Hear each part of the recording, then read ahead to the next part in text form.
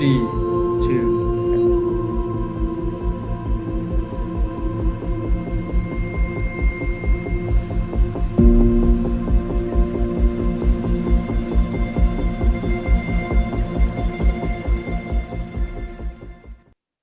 Good evening and welcome back to the First Time Homebuyer Show. I'm your host, Esti Klassen. Thank you so much to everyone who's joined us this evening. And tonight's story is one of a kind. We're joined with Lesego Lebethe this evening, who's here to share his inspirational story and how he overcame obstacles to purchase his first home during COVID-19. Good evening, Lesego. How are you? I'm fine, thanks. And you, Esti?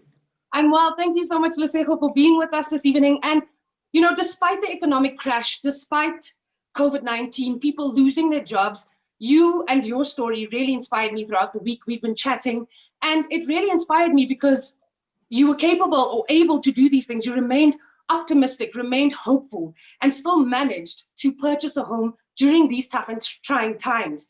And I know, Lesego, you went from law to property. And a lot of the times we look at our career paths and we look at our goals in the future, right? And sometimes we think changing a career path now might not be a good idea because we might not be able to achieve that property goal or that investment goal. Why did you change career paths and how did that affect you? Firstly, Esti, thank you so much for giving me this platform to talk so that I can hopefully inspire someone. Firstly, I was a lawyer. Well, let me start from the start. I studied an LLB at Wits, and then I graduated, did my articles for a couple of years. And then I subsequently realized that, no, this is not for me. So I just left it. I then applied at a company, which I'm working for, to become an agent. Little did I know that this is where I'd be in life, because I was just taking a chance, taking a flyer, because all I just wanted to be was just successful and help people. And whatever came my way, I was more than willing to actually go for it and learn through the process and see where it actually takes me. So yeah, it is a privilege. And thank you so much for giving me this platform to share my story. And the main reason why I do what I do is because firstly, I didn't really enjoy law, but I always had this passion for helping people out. So I figured that real estate and law are quite similar things, because in a court, you would actually influence a judge and sell him your case as to why your case is actually better, which is also like the same thing with real estate. You're trying to sell and explain to someone why this option is actually a better option and so forth. So to me, it didn't feel as like a change. The only change was that I actually went from a salary to actually commission based. So which is also like incentivizing me in a sense that the more I work, the more I can actually acquire for myself. And I found enjoyment in the fact that I'm my own boss. I work at my own time, and what I put in is actually what I am actually going to get out of everything that I do. Exactly. The harder you work, the more you make. And now, did that change? Because you said it didn't affect you much, but you said your salary did change. You know, you went from a basic salary to commission. Did that affect or impact any of your future goals or future plans you had for life? It sort of did, because, you know, with the salary, when it comes in, you sort of can like plan and say, this much is coming in. I know what I'm going to use it for, like your monthly expenses, and also like to sustain your lifestyle expenses. When it came to commission, I had to like sit down and reevaluate my life. Okay, if I earn this much, I need to put this much away so that I have enough actually for like 3 to 6 months ahead. So that's just a different mindset of how like commission earners, I think they use the same approach, in the sense that the money that you come in is actually supposed to sustain you for like a couple of months going forward. And it works for me, and it also teaches you like some form of discipline, in the sense that you don't just overspend, which is what some people do. They get a salary and they say all of this is paid, and they forget that you can actually use a little bit of money to put aside on savings for costs, etc., etc. Exactly. And I always see that with commission, you make a little bit more than a basic salary. So when you do make, on certain occasions, when you do make a little bit more, that's when you can save a little bit more. So basically, the only thing that's different is your savings plan, your savings mechanism, and you can still achieve the same goals. It's just you need to save maybe, or maybe you need to work a little bit harder, or just find a different way to save. Now, you're one of the few people who actually bought property during the pandemic. You know, I've heard of stories where we lost our houses or lost jobs, but you managed to purchase that. So why now? Why was now in 2020 during the pandemic a good time for Lesego to buy? Fortunately, it is a privilege, and I'm honored to be part of the group of people that could say that I've bought a property this year. One of my motivating reasons for actually purchasing is looking at the current interest rate. So before lockdown, you had an interest rate of about 10%. And when you look at it now, well, let me go back. At 10%, you're looking at about paying for a house worth $1 million, about 10,000, 9.5. Whereas for now, looking at the current interest rate, you're looking at about paying between 7.5 to 8,000. So already when you look at it, that's kind of like what some of the rentals are going for out there at the moment. So rather be your own landlord instead of taking out money each month and paying a bond. So that was my main motivating reason as to why I actually took the jump and went forward with it. And we read quite a bit about how yes, 2020 might be a bad year regarding all the other circumstances, but when it comes to property, it was a really good year. So we read quite a bit about that, and you jumped on that bus and you took it and you went and you bought your property. So I want to jump to, you became a property owner only this year, and also at a young age, you know, and we recently spoke to a guest who bought property at a younger age. But now, why property? What else inspired you to go that route, whether it was career-wise and to become rather a landlord than a tenant to rent? So firstly, I had no idea that I could own a property. Firstly, so I owe that to like my mentors. Most of the people that I'm surrounded by, they're very successful. They own their own properties. And looking at it, I thought to myself, you know what, it is possible. One of my mentors when I actually started my career in real estate was like to me, Lesego, in 2 years' time, see yourself owning a property. And I blew it off. I was like, that's impossible. And with COVID as well, I still thought it was impossible. But you know, the power of manifestations and actually believing and backing it all with your work, it's actually all possible. So looking at all my mentors and how they manage themselves, it's actually a good character as well for an agent to own a property. Because I thought to myself, how am I advising clients if I actually don't even have my own property? You know what I'm saying? So it's also giving me that edge in the sense that, okay, I've gone through this whole process and now I can actually explain it to clients even better in a different mindset. So that was also one of the main reasons, besides like also my mentors. And another one as well, consulting with my father and my parents. They also bought a property at a young age. So there was a whole lot of all these other reasons I was looking at and that influenced me. And one of the main ones as well was I needed that independence as well, my own space, so that I can actually grow as a person. Because if we don't take decisions, you'll always be in the same position. So I needed that independence. My mentors around me all had properties, and I thought that to be a successful agent and person, I need to have something. I need to have gone through this whole process. Exactly, and we always talk about how the circles we surround ourselves with are the people that influence us, and you know, to be different or to do different things. And you're right. How can you sell something if you haven't bought it yourself? You know. So I want to go a little bit into, once you purchased your property, what were the other things that you considered before buying your home? So I had to look at the area. I had to consider, am I going to choose a freestanding house? Is it going to be a simplex? Is it going to be a cluster? I had to consider my security, most importantly, because I was staying alone at the moment. I had to consider the area I was going to be in. Is it going to be close to my work? A lot of amenities, and just the whole convenience of traveling around as well.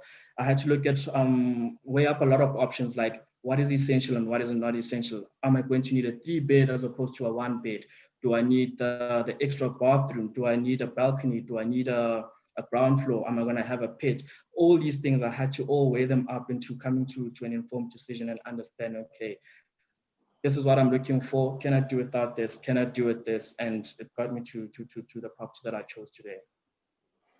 And obviously throughout the process, everything doesn't always go your way. Because talking about amenities, location, 3-bedroom, 2-bedroom, sometimes you have to sacrifice one. Do you want a double garage or a 3-bedroom in a better area closer to work?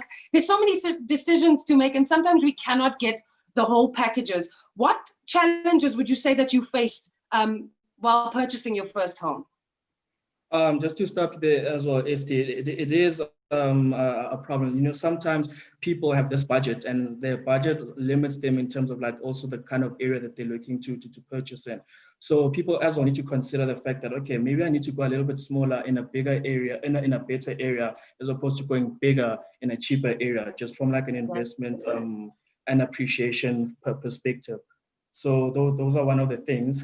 And then can you please repeat your question? Sorry. Sure. I just want to also say something on top of what you said. I think it's about knowing your priorities, you know, and I'll get to that a little bit later about us as first-time home buyers, not exactly knowing what we can afford. So we get the salary and we think that we can't afford a R1 million house when in actual fact we can, but we'll get to that a little bit later. My question was, the challenges you faced.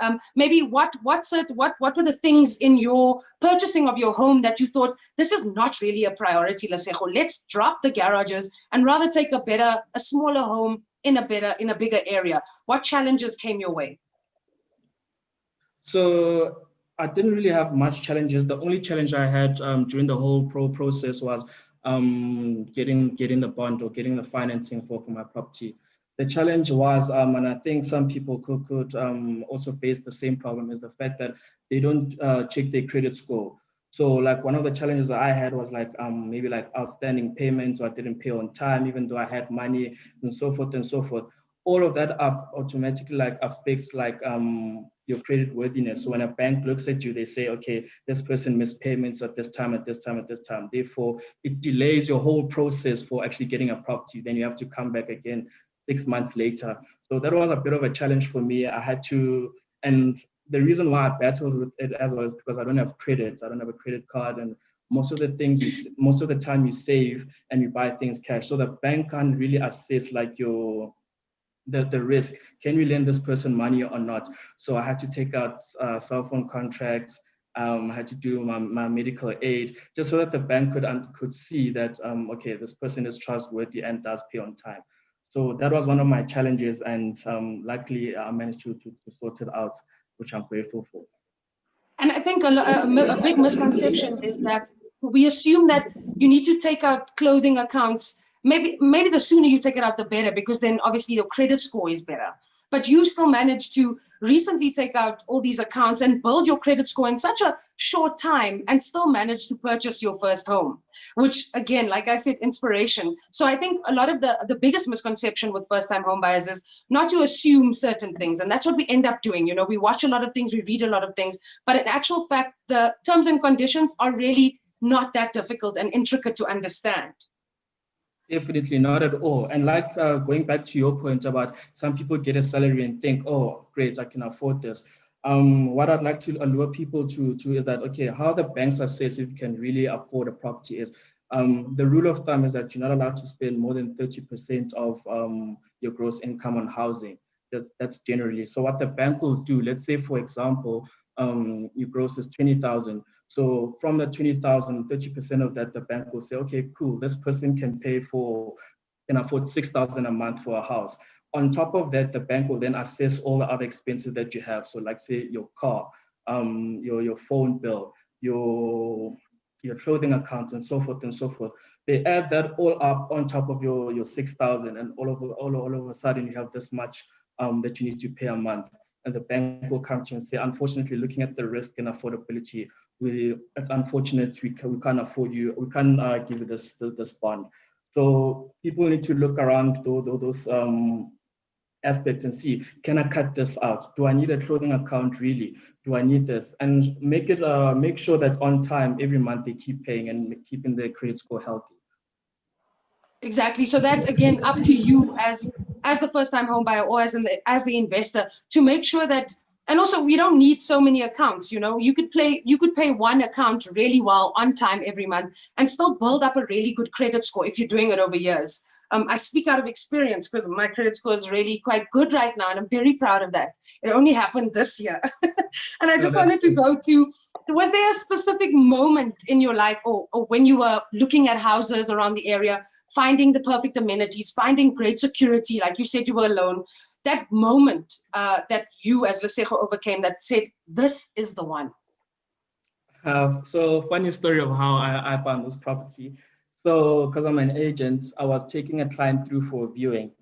So I showed them the property, we went through it. I went through the property, and then after that, I escorted the client out, and then we spoke about the property. She didn't like it, and then that was it. I went back up into the property, and then I looked at it, and I was like, okay, I felt something here. This is it.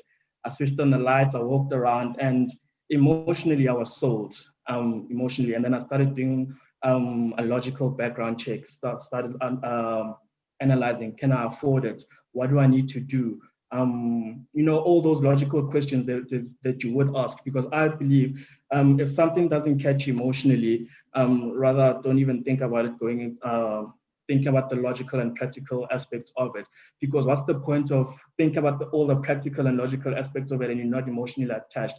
You need that kind of balance in between, because you're not going to be happy, but you're saying, okay, I can afford this. This makes right in so many aspects, but emotionally you're not there. And then you find yourself having to sell, you're distressed, and it's a whole big mess.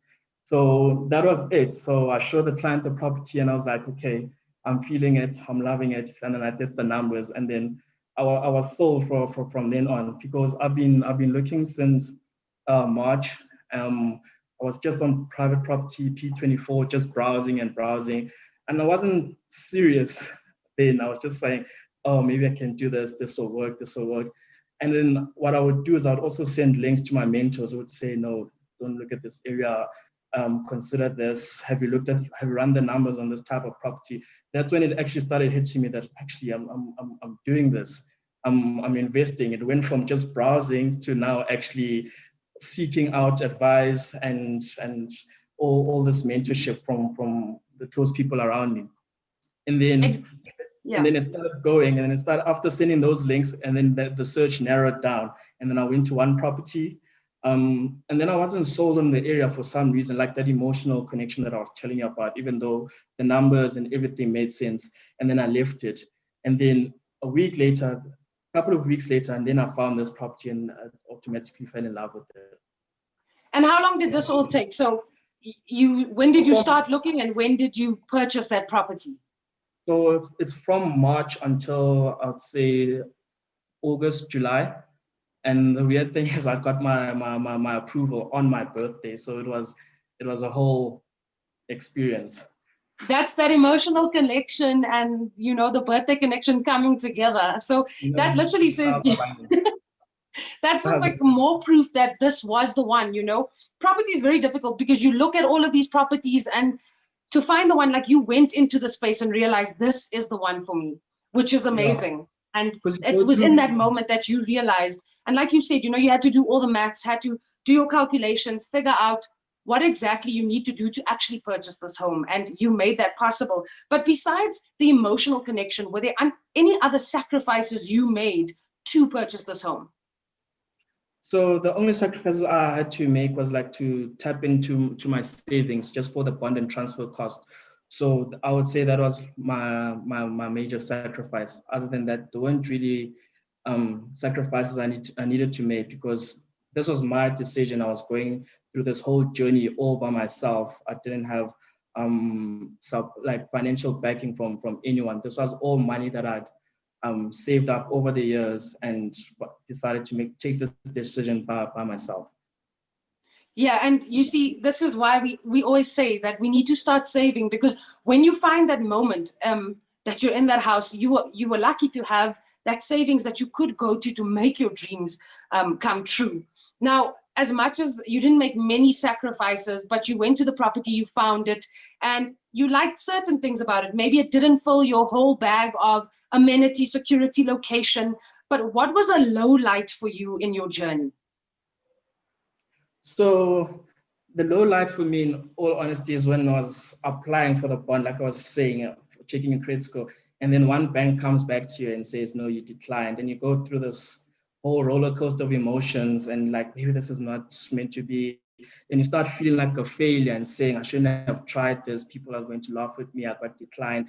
And then you sort of have to like coach yourself and say, you know what, I actually took the first step to actually seeing whether I can make these goals realized or not. If one bank says no, then so what? I've got another 6 months to fix myself up, and I will come back stronger. So that was the low light. I was thinking to myself, I should just let this go. I'm just gonna be at home again. Maybe 2020 is not the year. And it went on for like a couple of weeks until when I received it and everything just changed. And it's quite funny how you can go from this emotion to this emotion. From I found my property, oh, I'm gonna lose it. Oh yes, I got it. So that was quite an exciting experience to actually go through. And also an emotional journey, you know. Lesego, we're going to run to a quick ad break. And to our viewers at home, please share some of your highlights with us or some inspirational moments that you went through when purchasing your first property. Because when we get back, Lesego is going to share some of his highlights to how he purchased his property during the COVID-19 pandemic. Stay tuned.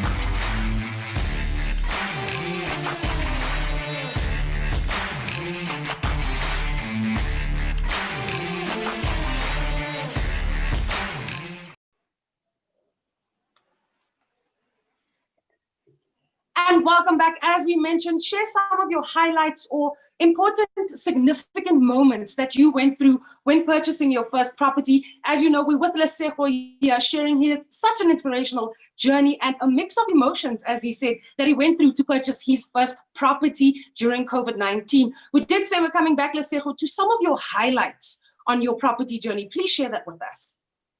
So the highlight was when the property lodged, because when it lodges, then it's officially like, it's like real now. And you're like, wow, I'm going to be my own boss now.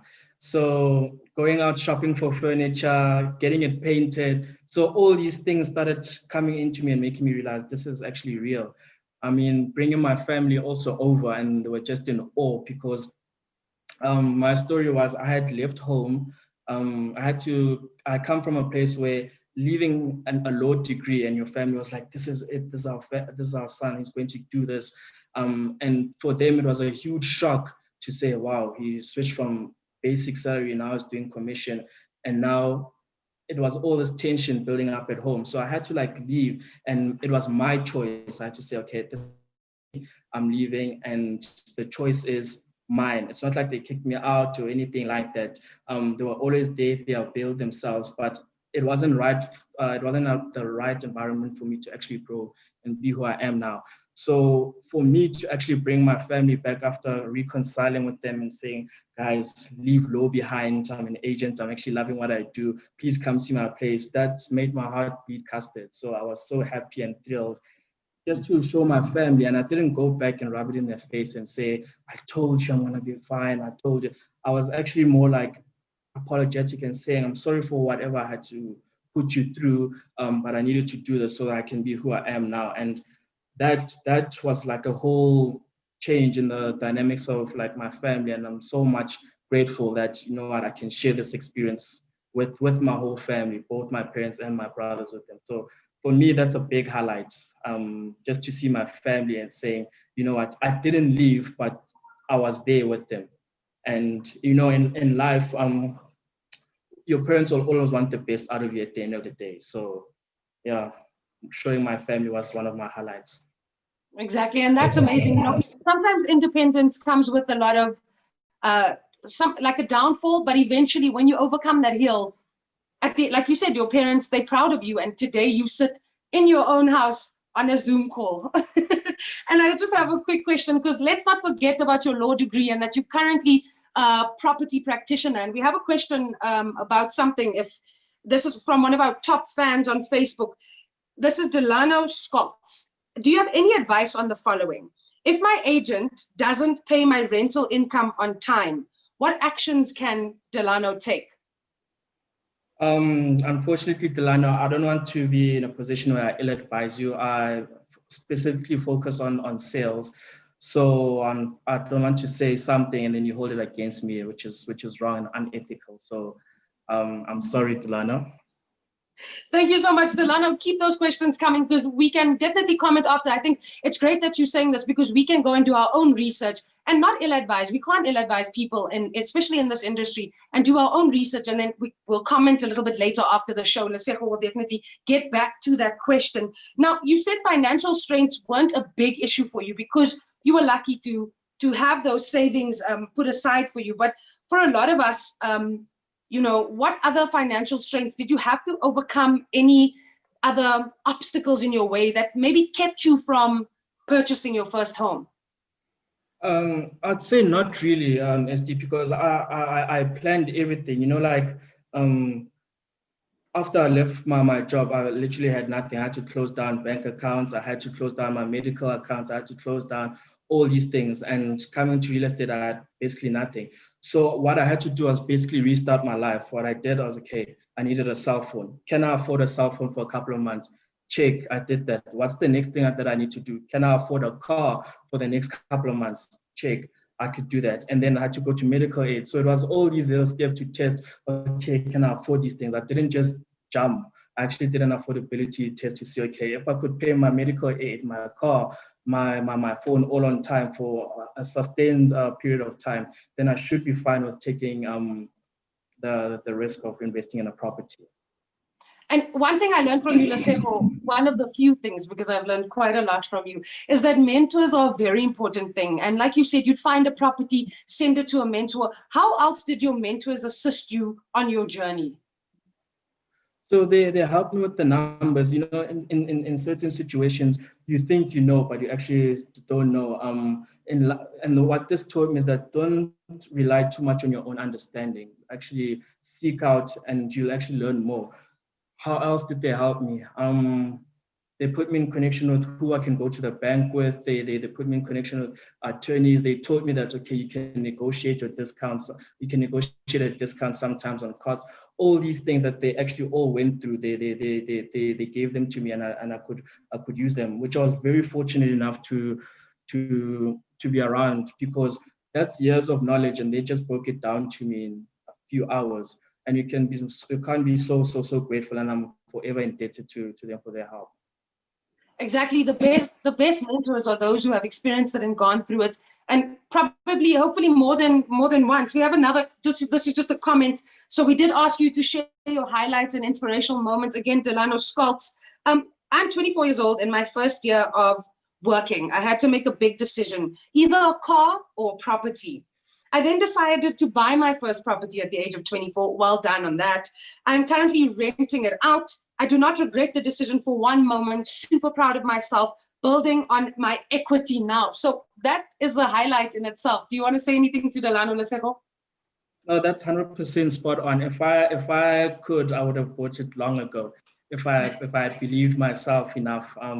Like I said, my mentors, I don't know, they had this belief in me that you have to do it, and if you don't do it, you'll never grow. And intrinsically, that mindset in you, I'm working towards a goal, and before you know it, the little steps you actually took all add up to this whole success story, which you're fortunate enough to share with everyone. Exactly, and we've all been in that boat, where you have to choose between a car or a house.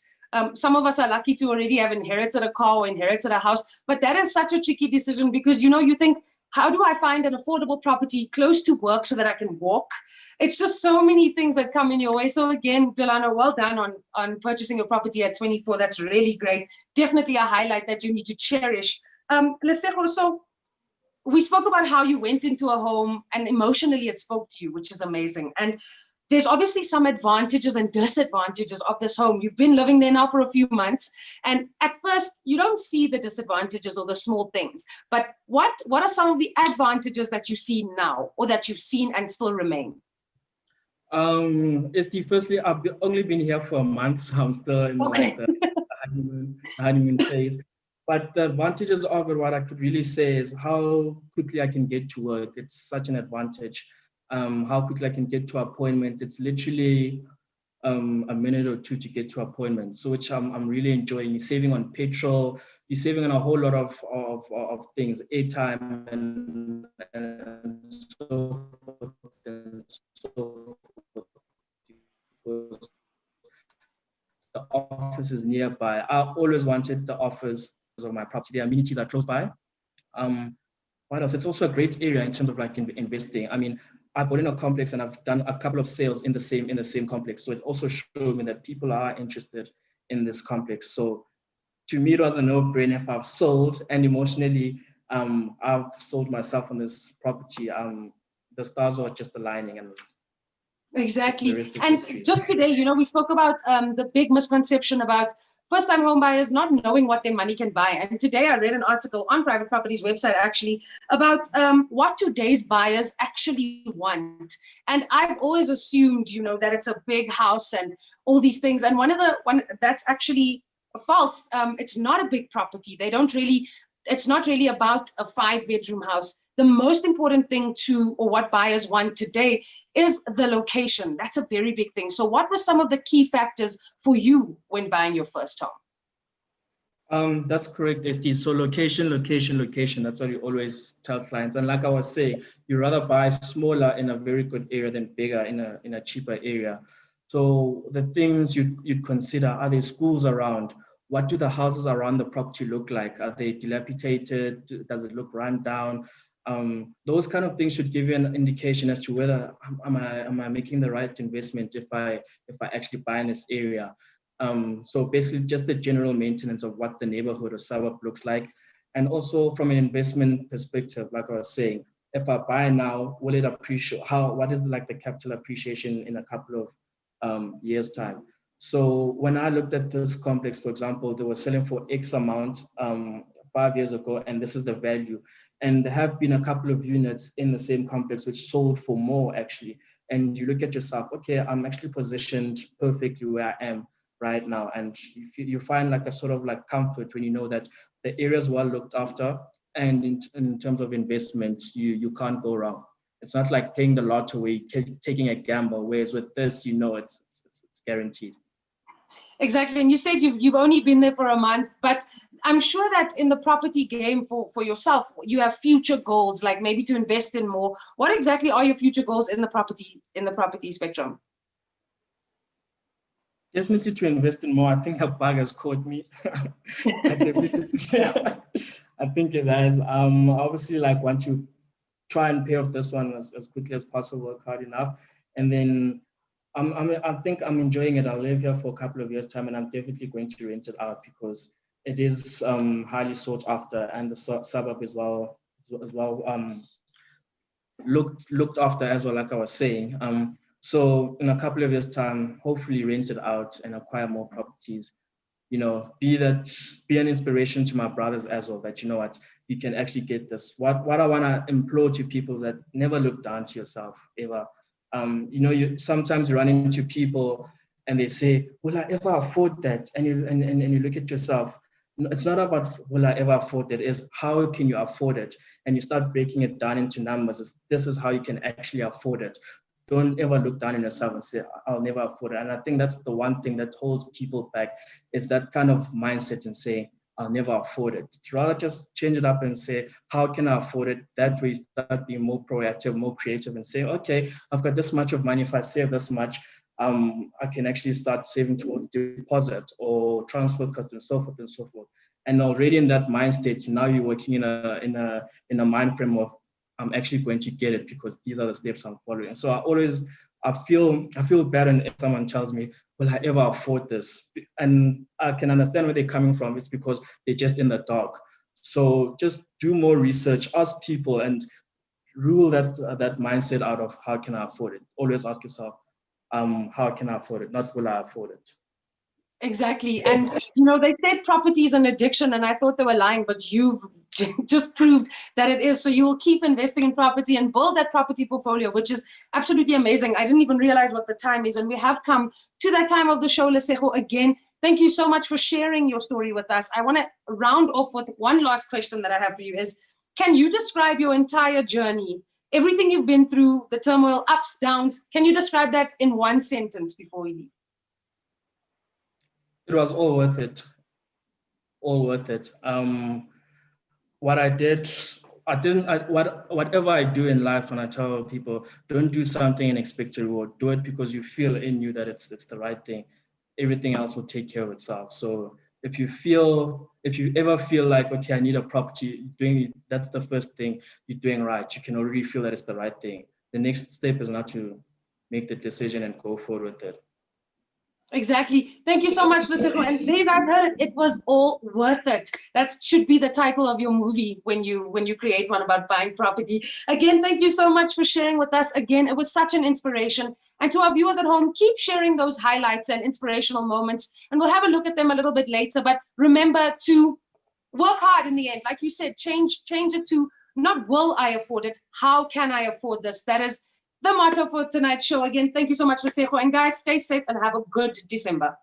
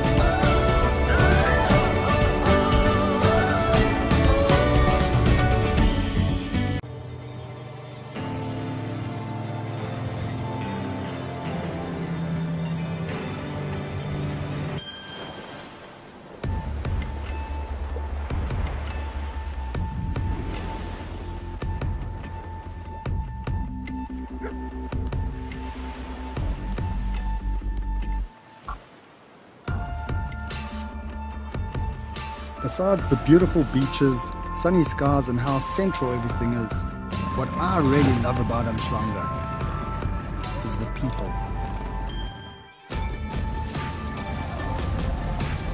You can't help but become immersed in the culture, and you'll find people connecting in the most authentic spaces. It's just got this vibe to it.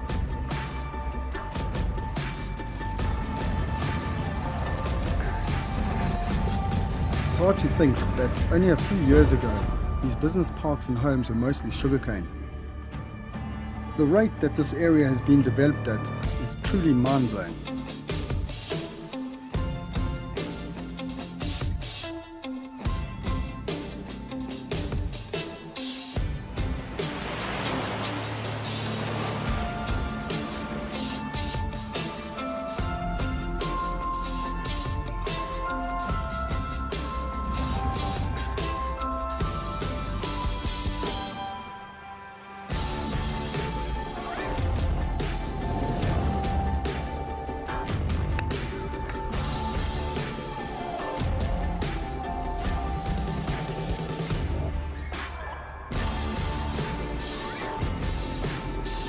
Especially with the fast pace of life these days.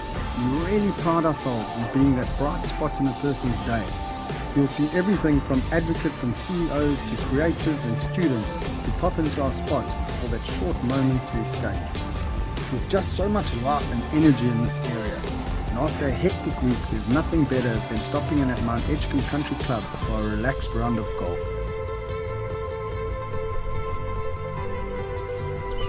The beauty and serenity that the estate offers really inspires me. There's honestly no place I'd rather live. That's my Umhlanga.